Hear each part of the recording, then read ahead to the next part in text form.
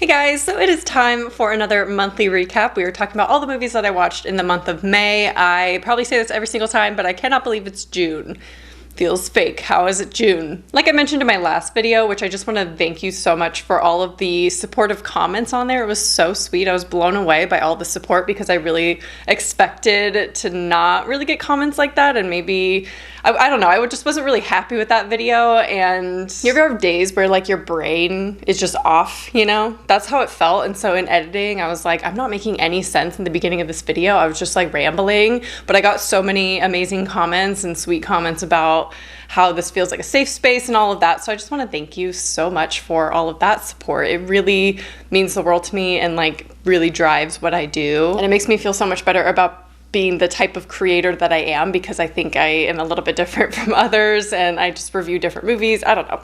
I just feel sometimes like an imposter, like I talked about. But like I said in that video, I haven't been watching a lot of horror. Like I just, you know, sometimes you just need a break and split it up with other things. So that's kind of what May was. I still watched some amazing movies that I definitely want to talk about in depth in this video, but I also like slowed down on reading and I kind of got into a slump with this last book I was reading. Not the book's fault. I really enjoyed the book, but I just stopped reading. I don't know. I just kind of went back into my reality TV hole, and I really don't like being there because it doesn't feel like, I hate to use the word productive, but I don't know. Now I'm rambling in this video too. So anyway, let's just continue on. I just feel like I wasn't watching a lot of horror. I wasn't reading a lot of horror, and I'm probably going to be a little bit slower on that end. However, there are some amazing looking movies coming out in June. We have Crimes of the Future, which will be, my review will be up on Wednesday, hopefully.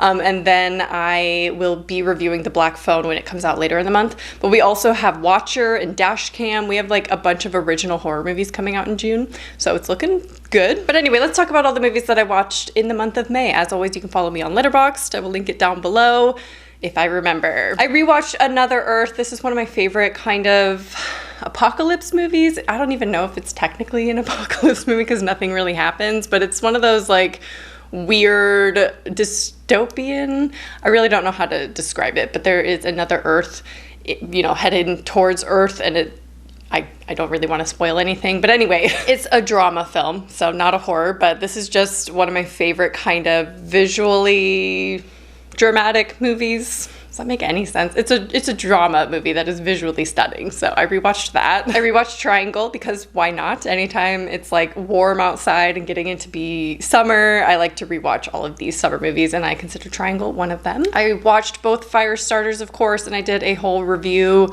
breakdown on that movie. It was terrible. I really didn't like it, and I don't really enjoy the first one either. It's just not my thing, not really my story, but I will link that video up here if you want to know more of my thoughts on that. So the first one I really want to dive into is one that I took so long to watch, and I cannot believe that it took me so long to watch. I don't really know why. I just wrote this movie off completely as being so cheesy.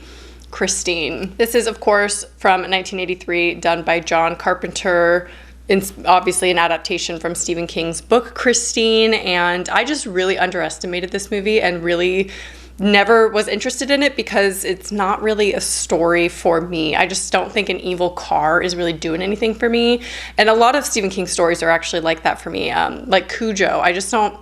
I'm terrified of dogs in real life, but I don't know why Cujo just does not seem like a scary like movie or story to me. So I've never been interested in like these kind of stories from Stephen King. But it is John Carpenter at the end of the day, and I really should have known better because he can take any story, I don't care what it is, and make it amazing. So Christine, of course, follows unpopular nerd Arnie, who buys a 1958 Plymouth Fury named Christine, and he becomes obsessed with the car, and after his bully damages it, the car repairs itself and goes after the bully and his friends. This is, of course, classic Carpenter. It is in that era of Carpenter where he was just like at his best, I would say. I love the new Halloween stuff, but I just think the 80s Carpenters are just so good. And that being said, the score is probably my favorite thing. Like, he just makes some of the best scores. I mean, I think that's a given. Every single horror fan knows this, but so it obviously goes without saying, but the score is probably my favorite thing about Christine. It just made the movie so much better. Like, you can take any movie and any story, as silly or dumb or ridiculous as it may be, and you add like a John Carpenter score onto it. It's like, it makes it amazing. I do wish Christine was a little bit more bloody. I was expecting it to be a little bit more gruesome, and I think it really could have pushed it further because there's really no gore, but with a car, like you just think that there's going to be gore or blood or something, and I just think it was missing a lot of that. I think it would have been 10 times better if it was a little less silly and a little bit more serious and brutal. However, it was genuinely comedic and funny at times. Like, both my partner and I laughed out loud multiple times at this movie. I'm not sure if it was really intentional. It's hard to tell, but it was effective for us, and it was in a good way. It wasn't like we were laughing at the movie. It was just funny at times. So if you've written off Christine as well for being either you're not into older movies, or you're just not scared of cars like that, or you just think it's a ridiculous story, watch Christine. I think it is fantastic. I don't really need to tell you that because most people have probably seen it, and I'm just the last one here to finally watch it. But if you have not watched it yet, you have to watch it. Next, I watched the newest Netflix documentary called Our Father. So disgusting. I want to say like a specific movie that reminds me of this documentary, or that the documentary reminds me of, because it is literally the same story, but I can't say what movie it is because it would spoil that movie, so I'm not going to. But there is a fictional movie that literally is the same exact story as Our Father. I wish I could say what it is, but if you know what it is, you know what it is. So this follows a woman after using a DNA test and discovering she has many half-siblings, and soon she uncovers a shocking scheme involving a fertility doctor, Donald Klein. This is a very uncomfortable watch. Like, I felt so grossed out by this. I just can't even begin to imagine what is going through their minds when they discover the truth about this doctor. I can't even wrap my head around it. It's a very, very well done documentary though. So if you're a fan of documentaries, definitely watch this one. I think a lot of people have seen it by now, but it was a really good watch. It was just obviously very uncomfortable. Next, I watched a movie that I was not expecting to like as much as I did. And then I found out some things after, and I was like, of course, why wouldn't I? Why is no one talking about this movie? It was great. No One Gets Out Alive. Now, this is a Netflix movie that I believe was recently posted, but it technically is 2021.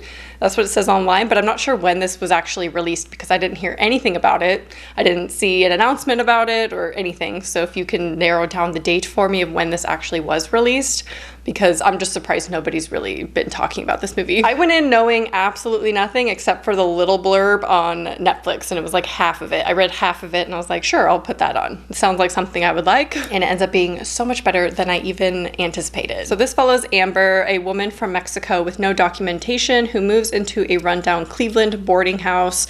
There she begins to experience strange voices and eerie visions. Now, the thing that I found out after I watched this movie, and I was like, why did I not know this? This is based on a book written by Adam Neville, who also wrote The Ritual. I love The Ritual. It's one of my favorite kind of Netflix movies. Not kind of, my favorite Netflix movies. It's amazing. I absolutely love that movie. And this is done by the same, well, it's an adaptation from a book that he did. And I absolutely love both stories. I will say they are a tad similar towards the end, obviously with different settings, different characters, and things like that. So it's a different setup completely. But the events in the end kind of, you know, go down the same road. They're a little bit similar. He definitely has a style about his stories. Now, I have not read The Ritual nor No One Gets Out Alive. I own The Ritual and I do plan on reading that this year, but I can't say how they are as adaptations. I can only speak on them as movies. But I think the execution of No One Gets Out Alive was spectacular. The performances were so great, and I love everything about this movie. I think it is a really great setup. I love the old kind of haunted building, and I was really impressed for not hearing anything about it. I kind of saw that as like, you know, more obscure because no one, I mean, maybe I missed a bunch of stuff about it, but I hadn't really seen anybody talking about this, so I knew nothing going in, and it ended up being fantastic. So definitely recommend No One Gets Out Alive on Netflix. If you haven't seen it yet, it is such a good gem. It is more on the supernatural side, by the way, though. I think that's a given if you look at the you know, the house, a little creepy haunted house a little bit, but it ends up going a really weird direction that I think a lot of people would like. Next, I watched War of the Worlds. This is a fantastic apocalypse movie. I love this movie, and I fell in love with it when we rewatched it. It's very tricky to say. I think a lot of people write off these kind of like cheesier apocalypse movies, but this one in particular I think really holds up given the era it came out in. I think in 2005 this is when it was made, but I think the effects are still really good. This has some of the best like apocalypse visuals in my opinion. You have like the burning train, bunch of like bodies and things. It's pretty dark. So although not a horror movie, it's just a really great apocalypse movie. I absolutely love anything apocalyptic, dystopian, anything like that. And this one is fantastic. And aliens. I love alien invasion apocalypse movies. I don't think we have enough of those. So if we could do more of those, that would be great, especially in like the style of War of the Worlds. That'd be nice. Rewatch Mrs. Doubtfire. I just wanted a nice comfy watch, and I love Robin Williams so much. He's one of my favorite actors. This is the most random movie I'm gonna talk about, and I'm only gonna spend a second on Shadows in the Sun. This one is so random. My partner introduced this one to me because he and I are both writers, and the main character in this is a writer, and he goes to Italy to track down this writer who had retired and trying to pull him out of retirement and get a book published from him because he works for a publishing company. And then it turns into like this kind of drama romance and like these writers navigating life and things. It's actually very inspiring as a writer, so highly recommend if you are a writer yourself. It's just very interesting and a lot of great perspectives. But it literally plays out like a Studio Ghibli movie or something. Like all the images and everything is just like perfect. It's just very perfect looking, and not necessarily in a good way because it's not realistic in any sense, but just kind of one of those like Lifetime lighthearted type movies. But I ended up really enjoying it. So then I watched Men. Go check out my review up here. That's all I'm gonna say on that. This next one I'm so excited to talk about because it feels like such a discovery. I'm so glad I watched this one. I mean, there's many others talking about this as well. It is so fantastic. Duel. So this is from the creators of The Art of Self-Defense, and if you have not seen that yet, it is fantastic. Not going to be for everyone, just like Duel. They're very similar in tone, so if you liked that movie, I think you'd like Duel. Obviously not a horror movie. I don't even know how to describe this one. Kind of like a dark thriller drama. I really don't know. So this follows Sarah, who receives a terminal diagnosis and decides to opt for a cloning procedure to ease her loss on her friends and family. Suddenly she makes a miraculous recovery, and when decommissioning her clone fails, the court orders a duel to the death. Absolute ridiculous plot. It is so over the top and ridiculous, but this does fall into like the dystopian vibes that I really enjoy, because this is obviously an alternate reality where we have the ability to clone ourselves. So when we pass, it's easier for our friends and family, which is like, why wouldn't that exist? You know, capitalism, of course they would take advantage of that. But then it goes so far to say that you have to like duel to the death because there can only be one of you, right? If you're gonna live and you can't decommission the clone for whatever reason, you gotta fight to the death because only one of you can survive. It's so ridiculous, so over the top, but for some reason it works in this story, and the way that it's executed and how the performances are delivered, it just works. If you like deadpan humor or like really blunt humor that's like, is that a joke? I don't know. This movie's for you. It's very, very blunt. Like no humor's underlined. It's just very, very deadpan. Okay, there's something humongous in my eye. It reads exactly like The Art of Self-Defense with Jesse Eisenberg and Imogen Poots. It's just very dry, but in the best way. It's so entertaining. Like the idea and the concept is just so bizarre. It also has Aaron Paul that makes a performance in this. Sorry, it's still in my eye. It did have like heavy tones, which was interesting, but it was such like a lighthearted story that you like can't really take it seriously. But it is like, I don't know how to explain this movie. Definitely a fun one to like experience for the first time, because you think you're gonna expect certain things from this movie. You think some things are going to happen. You think it's predictable. It's absolutely not. I did not expect the ending at all. And this ended up being like one of my favorites of the month, I think. Like one of the most enjoyable experiences that I watched this month. Then I watched Touch with Fire. This is a very heavy, like very tragic love story about two people who suffer with bipolar disorder, and they meet at a clinic and they go off their medication, and their love kind of like sparks. Very, very interesting portrayal of bipolar disorder. I think it's pretty accurate in showing the mania, and I don't think it's exploitative at all with the mental illness, but it was such a beautiful movie. Highly recommend it. It is really good. Really great performances.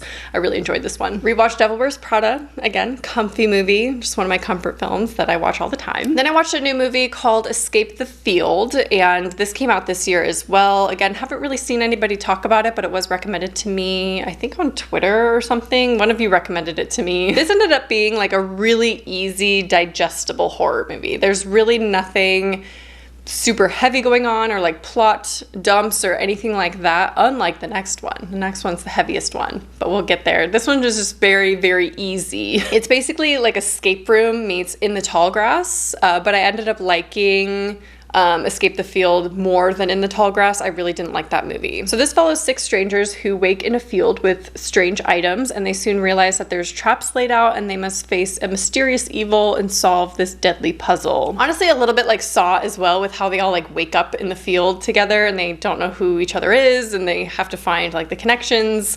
That kind of reminded me of Saw as well. And then of course they're figuring out a puzzle, but it is a lot more like Escape Room than Saw. This movie definitely ended up being very predictable, and it kind of lost me in like the last quarter of the movie. I think it was fine.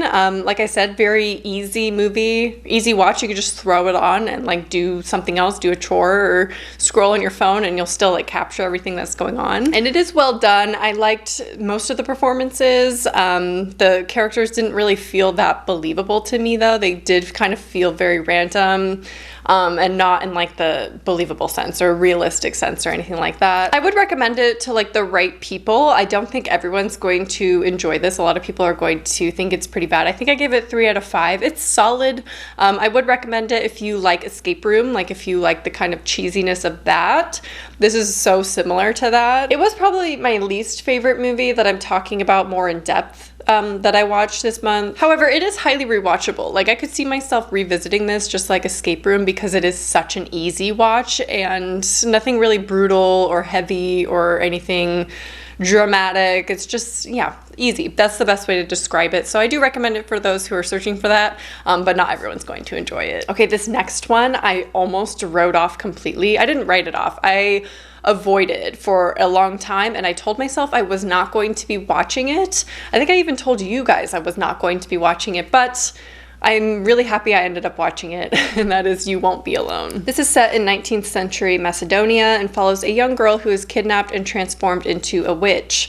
Curious about human life, she accidentally kills a peasant in the local village and takes her shape, living in her skin. Now, I say that I almost skipped this one because I had heard and through my own research that there were SA scenes or R scenes in this, and those typically are the movies that I would avoid. And this one, something about the trailer seemed like those scenes would end up being very graphic. I could just like tell based on the trailer that it would end up being kind of graphic in that sense. And those just aren't for me. Those movies aren't for me. However, I did decide to watch this because a couple of you told me it's like one scene and it ended up not being very graphic at all or not bothering you. So I was like, whatever, I can skip it. If I think it's happening, I'll just skip through it. Because I really don't want to miss out on movies just because they have these kinds of scenes in them. They're just not for me typically. That's why I tend to avoid these movies in the theater, because I can't skip them, and that's like torture to me to be in a theater watching that. So I tend to wait for these movies to come out so I can like skip through if I need to. Which, don't feel ashamed if you ever need to do that for your own triggers, and if you are wanting to watch a movie but you know that your trigger's in there, just watch it at home and skip through it. Now, I did skip over a couple scenes, which is probably gonna bother people. I don't know why. I really don't think I missed anything in these scenes. I would skip like a few moments, you know, like when I thought the scenes were going where I thought they were going, I would just skip forward a couple times, couple seconds, you know. So I don't think I missed anything humongous. I could see in the little like preview image too if I was missing anything. So whenever I thought that one of those scenes was coming up, I would skip forward a little bit.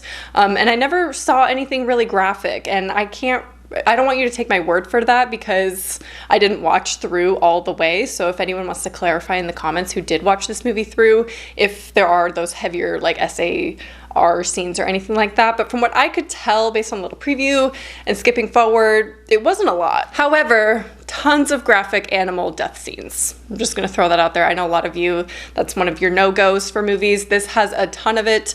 I really don't think that one's really skippable because they kind of come out of nowhere sometimes. Whereas the other scenes, I could kind of predict what was gonna happen or when it was gonna happen. But with the animal deaths, it's kind of like, they shock you sometimes, and it is very graphic in that sense. Now that being said, this movie is so beautiful, and I ended up really loving this movie, and it is really written like a poem. And obviously it's in Macedonian, but the English subtitles were just so beautiful to me. Like some of the best writing I've seen in movies. There were alliterations, there were beautiful like poetry. The whole thing's like poetry. And with the score combined with that, it was just so emotional. Like this is such an emotional tale, and it was honestly very beautiful. I got chills many times throughout this when she was talking. I don't know why. I just feel like the storytelling in this was so great, and I loved the concept of this witch who was so innocent, discovering what it was like to be human, including the pain and the loss.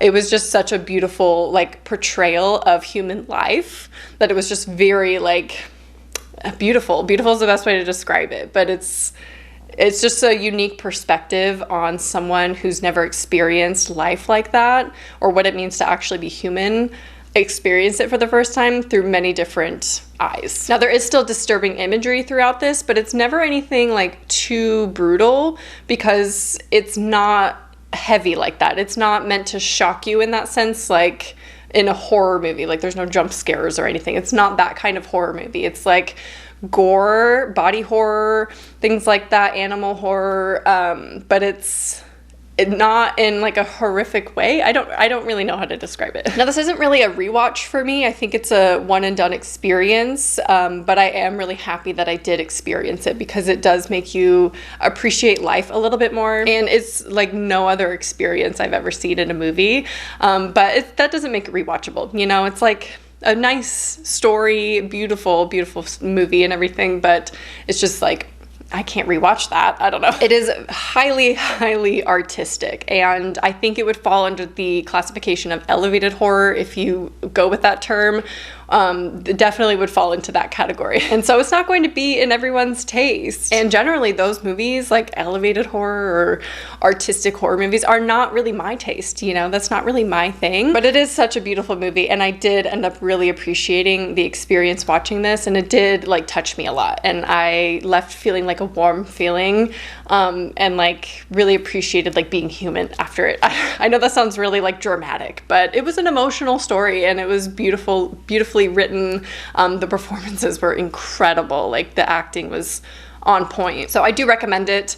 And then make sure you check the comments for anyone warning about other scenes that could possibly be in it. But from what I could tell, and when I skipped through, I didn't miss anything, and I still got to experience the beauty of the movie. So, and then the last movie I watched in May was Book of Eli. I love this movie. I'm not a religious person by any means, but again, I was just feeling the apocalypse.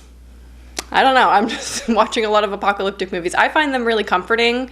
I don't know if that's weird, but I really love apocalypse movies, and this is one of my favorites. And I just really love all the actors in it. A lot of Harry Potter actors, which I was so surprised that Dumbledore, Madame Maxine, and Sirius Black were all in one scene together. I was like, this is fantastic. That's the best scene in the movie too, by the way. Anyway, so I watched Book of Eli. Not a horror movie, but great apocalypse movie. So that is everything that I watched in the month of May. Like I said, not a whole lot going on, not a lot of horror movies, but you know, I watched some really great new discoveries and some good gems this month, and I'm really happy with that experience. I would love to hear what your favorite thing is that you watched in the month of May. I can kind of predict that a lot of you are going to say Stranger Things. I don't watch Stranger Things.